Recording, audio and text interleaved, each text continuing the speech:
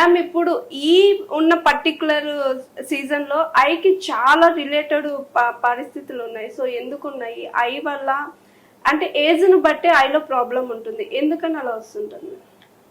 So నార్మల్గా ఇప్పుడు ఏంటంటే టెక్నాలజీ పెరిగిపోవడంతో మనం మొత్తం అన్ని కళ్ళతోనే చూస్తూ ఉంటాం. దానివల్ల కళ్ళకి స్ట్రెయిన్ ఎక్కువైపోయి కళ్ళ ప్రాబ్లమ్స్ ఎక్కువ రావడము, చిన్న పిల్లల నుంచి పెద్దవాళ్ళ వరకు కూడా అందరికీ ఐ ప్రాబ్లమ్స్ అనేవి పెరిగిపోయాయి.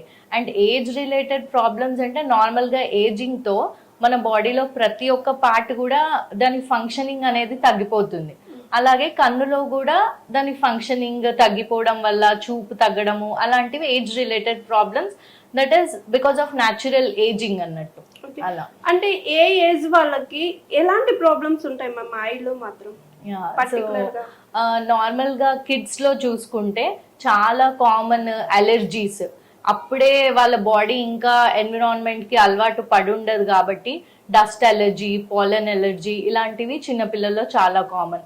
అప్పుడే పుట్టిన పిల్లలో కళ్ళలో నుంచి నీళ్లు కారడము, కంటి నుంచి ముక్కుకి మనకు ఒక దారి ఉంటుంది, ఆ దారి బ్లాక్ ఉండడం వల్ల వాటర్ ఎక్కువ రావడము ఇలాంటి ఇష్యూస్ ఉంటాయి. అండ్ నెక్స్ట్ టాడ్లర్స్ నుంచి అంటే 5 years ఆ ఏజ్ నుంచి 15 to 18 years వరకు.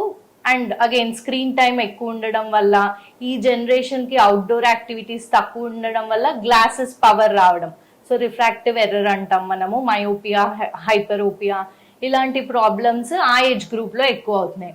దాని తర్వాత నుంచి 30s, 40s, 50s ఆ ఏజ్ గ్రూప్లో మన లైఫ్ స్టైల్ డిసార్డర్స్, ఇప్పుడు మనకి ఫిజికల్ యాక్టివిటీ ఎక్కువ లేదు మన ఓల్డర్ జనరేషన్కి ఉన్నట్టు, దానివల్ల డయాబెటీస్, హైపర్ టెన్షన్, దాని రిలేటెడ్ ఐ ప్రాబ్లమ్స్ ఉంటాయి. Diabetic retinopathy, hyper tensive retinopathy ఇలాంటివి. దాని తర్వాత ఆఫ్టర్ 50s మనకి క్యాట్రాక్ట్, శుక్లం అంటాము, శుక్లము, గ్లాకోమా అంటే కంట్లో ప్రెషర్ ఎక్కువ అవ్వడం వల్ల గ్లాకోమా, నీటి కాసుల జబ్బు ఇలాంటివన్నీ ఎల్డర్లీ ఏజ్లో కామన్. ఓకే మ్యామ్, మీరు అన్నట్టు ఇప్పుడు డయాబెటీస్ పేషెంట్స్ మోస్ట్లీ అందరూ డయాబెటీస్, చిన్న పిల్లల నుంచి పెద్దవాళ్ళకు డయాబెటీస్ అనేది కామన్ అయిపోయింది. సో ఈ డయాబెటీస్ వచ్చిన వాళ్ళ కళ్ళలో ఎలాంటి ప్రాబ్లం వస్తుంది? వాళ్ళు ఫేస్ చేయాల్సిన ప్రాబ్లమ్స్ ఏంటి మ్యామ్ కళ్ళ వల్ల? Correct. So diabetes as long as it is under control, మన షుగర్ లెవెల్స్ కంట్రోల్లో ఉన్నన్ని రోజులు మనకి ప్రాబ్లమ్స్ రావు. ఒక్కసారి sugar levels control, either because of high sugar levels లేకపోతే లాంగ్ స్టాండింగ్ డయాబెటీస్, చాలా ఇయర్స్గా ఉన్న డయాబెటీస్, ఇలాంటి పేషెంట్స్లో మెయిన్ ఏంటంటే ఫస్ట్ డ్రైనెస్ కొంచెం ఎక్కువగా ఉంటుంది. నెక్స్ట్ క్యాటరాక్ట్ కూడా చాలా తొందరగా వచ్చే అవకాశాలు ఉంటాయి. అండ్ మెయిన్గా ఎఫెక్ట్ అయ్యేది కంట్లో రెటీనా అనే భాగం. రెటీనా అనేది కంట్లో nerve layer.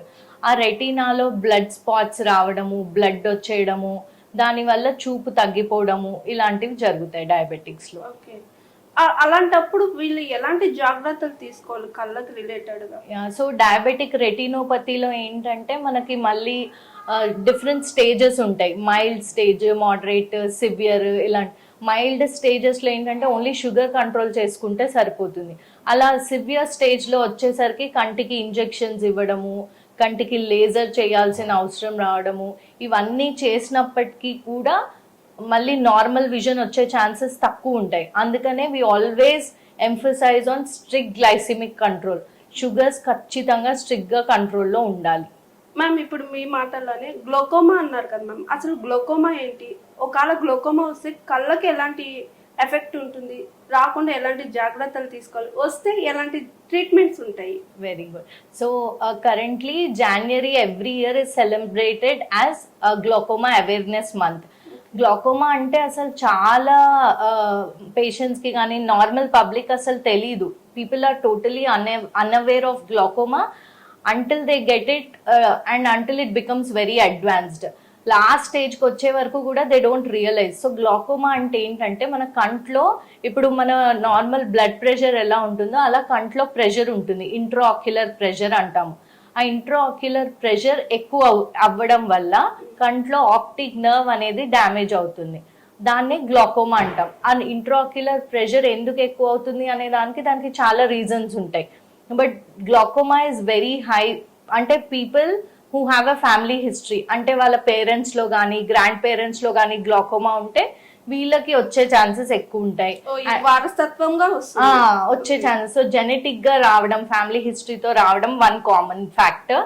And high power ఉన్న వాళ్ళకి, plus or minus power high ఉన్న వాళ్ళకి గ్లాకోమా వచ్చే ఛాన్సెస్ ఎక్కువ ఉంటాయి. సో ఇంట్రాక్యులర్ ప్రెషర్ ఎక్కువ అవ్వడం వల్ల, so I can show you an example. So ఇలా కంట్లో ప్రెషర్ ఎక్కువ అవ్వడం వల్ల ఈ ఆప్టిక్ నర్వ్ పైన ప్రెషర్ పడి మెల్లిమెల్లిగా ఆ నర్వ్స్ అనేది డెడ్ అయిపోతూ ఉంటాయి. ఆ డ్యామేజ్ వల్ల field of vision initial stages లో మనకి ఏం డిఫరెన్స్ తెలీదు. ఆ గ్లాకోమా ప్రోగ్రెస్ అవుతున్న కొద్దీ ఫీల్డ్ కన్స్ట్రిక్షన్ అంటాము.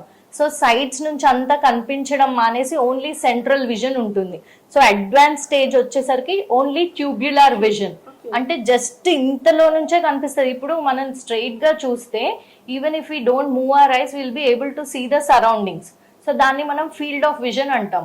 Field of vision will be severely constricted in glaucoma. So advance stages వచ్చేసరికి నరం ఒక్కసారి చచ్చిపోయిన తర్వాత మళ్ళీ మనం we can't do anything to get it back. అందుకనే ఎర్లీ స్టేజెస్ లో డిటెక్ట్ చేయడము, ఎస్పెషల్లీ ఇప్పుడు నేను చెప్పాను కదా, ఫ్యామిలీ హిస్టరీ ఉన్న వాళ్ళు, హై పవర్ ఉన్న వాళ్ళు ఖచ్చితంగా ఇయర్లీ వన్స్ చెకప్ చేయించుకుంటే ఎర్లీగా డిటెక్ట్ చేయగలిగితే మనం మెడిసిన్ స్టార్ట్ చేస్తాము. సో ఫీల్డ్ కన్స్ట్రిక్షన్ రాకముందు, ఆప్టిక్ నర్వ్ డ్యామేజ్ అవ్వకముందే when we start the medications, ఏం లేదు, జస్ట్ సింపుల్ ఐ డ్రాప్స్ ఉంటాయి. ఆ ఐ డ్రాప్స్ వేసుకుంటూ yearly or 6 monthly follow up చేసుకుంటూ ఉంటే will be able to protect our vision. Hi everyone, నేను మీ Pavani. Please like, share and subscribe GRTV. Hi, I'm Jyoti Singh. Please like and subscribe GRTV channel. అందరికీ నమస్కారం, నా పేరు Sambit. Please like and subscribe GRTV.